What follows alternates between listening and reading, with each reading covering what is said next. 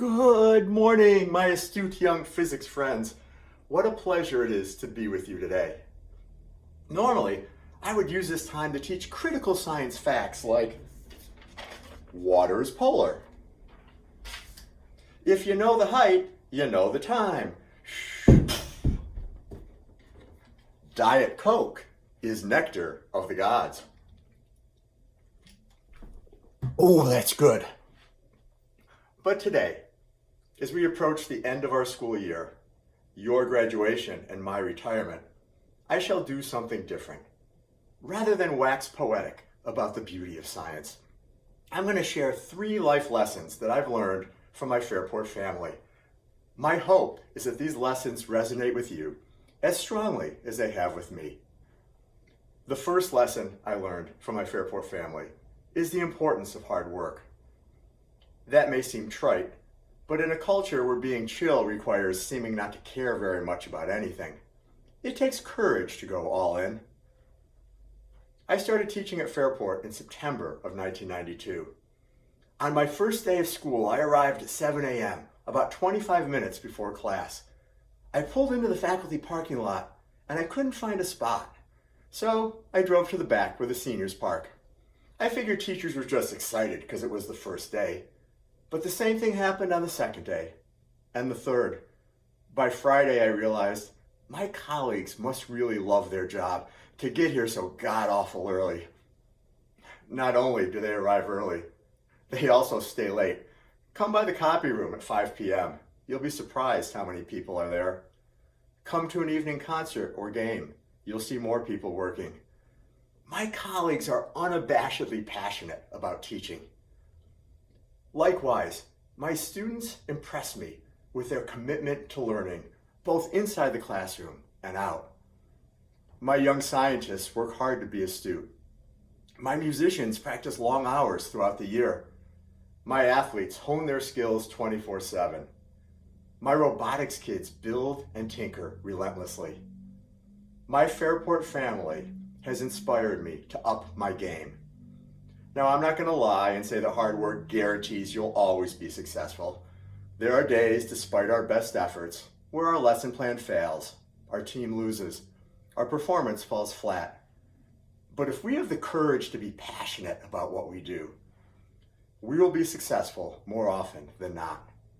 And even on the days when we come up a little short, we can look in the mirror and say, we gave it our best.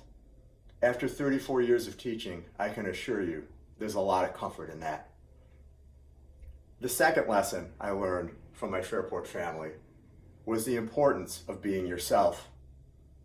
That lesson is easier said than done because our world can be unforgiving about human differences. My first year at Fairport, I was walking down the social studies hallway and I saw this guy named Jim Nowak. He had a whistle and he was marching his class towards the fitness center like a drill sergeant. Left, right, left, ha! That turned out to be a lesson on sociology. A few days later, I saw him wearing a robe like the Dalai Lama, and he was sitting with students in the lotus position, chanting, Om. That turned out to be a lesson on Eastern religions. About a month after that, I saw him give an assembly for Red Ribbon Week about the dangers of drinking and driving. For 9 periods in a row, he held kids rapt as he shared very personal stories about friends he lost to DWI. It was the most amazing teaching I had ever seen. That night, as I reflected on the assembly, I thought, wow, I want to be more like him. About 30 seconds later, I had an epiphany. If I want to be more like him, I have to find the courage to be more like me. I have to find the courage to be more like me. Jim was smart, but what made him exceptional was not his content knowledge. It was his willingness to take the suit of armor off that most of us wear. Jim had the courage to take his heart and hold it out to the crowd and unflinchingly be himself. He knew the inherent risks. Sometimes if you expose your heart, people will step on it. But he also knew the benefits. If you share your heart with the world, you will have the joy of living an authentic life, and people will share their hearts back in return. For me, being authentic meant finding the courage to come out to my students. Now that might seem like not a very big deal today, but I can assure you, in 1994, an openly gay teacher was a really big deal. The risk I took paid great dividends. It turns out, when you find the courage to love yourself, it's a lot easier to give love to others.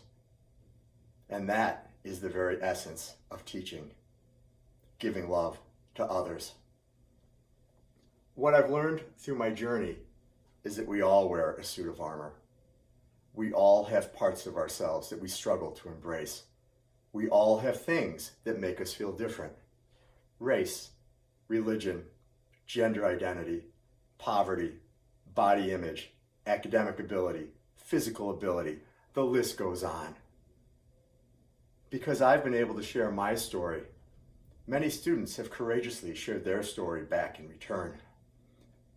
You have taught me much and made me a better teacher.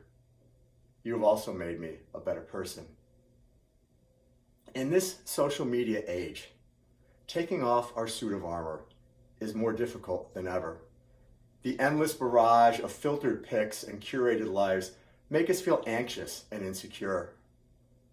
I urge all of us to take down the filters, both literally and metaphorically. Life gets really good when we embrace our true selves. Trust me, you're perfect just the way you are. The third lesson I've learned from my Fairport family is the importance of saying, I love you. Now, I come from a close-knit Italian family. Whether with my parents, grandparents, siblings, nephews, we never end a visit or a phone call without saying, I love you. It is a family norm that those three words are said easily and often. And yet, when I started teaching, saying I love you in the context of students or colleagues felt awkward, uncomfortable, inappropriate. After 34 years in the classroom, I feel differently now. Turns out, teachers say I love you all the time. We say I love you by telling your parents how awesome you are. We say I love you by coming to your concert or game or play. We say I love you by holding you accountable and pushing you to be your best. And sometimes, when we can muster up the courage, we say I love you by saying, I love you. What I've learned from my career at Fairport is that when it comes time to say goodbye, for graduation or retirement or more painful reasons, nobody ever regrets having said I love you too much. But we often regret having not said it at all. In this day and time of isolation and social distance, letting people know that we love them is the most important thing we do as human beings. It is the force that keeps us connected. It is an act that defines our humanity, and I am so fortunate to work with superintendents and principals and teachers and students who model that behavior.